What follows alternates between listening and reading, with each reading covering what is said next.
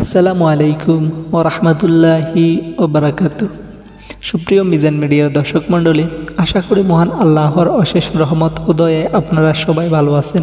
প্রিয় বন্ধুরা, আমরা আজকে অতি গুরুত্বপূর্ণ একটি বিষয় নিয়ে আলোচনা করব, নখ কাটার সুন্নত সমূহ সম্পর্কে।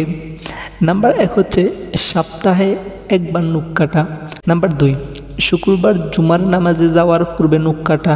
নাম্বার 3, উভয় হাত মুনাজাতের আকৃতিতে ধরে ডান হাতের শাহাদাত আঙ্গুল থেকে আরম্ভ করে ধারাবাহিকভাবে বাম হাতের বৃদ্ধাঙ্গুলির নখ কেটে শেষ করা, অতঃপর সর্বশেষে ডান হাতের বৃদ্ধাঙ্গুলির নখ কাটা। নাম্বার 4, ডান পায়ের কনিষ্ঠ আঙ্গুলি থেকে শুরু করে ধারাবাহিকভাবে বাম পায়ের কনিষ্ঠ আঙ্গুলি নখ কেটে শেষ করা। প্রিয় বন্ধুরা, অতি ছোট্ট একটি ভিডিও, তারপরও ভাবলাম অনেক গুরুত্বপূর্ণ, তাই আপনাদের মাঝে শেয়ার করলাম। ভিডিওটি এতটুকুই। আসসালামু আলাইকুম ওয়া রাহমাতুল্লাহি ওয়া বারাকাতুহু।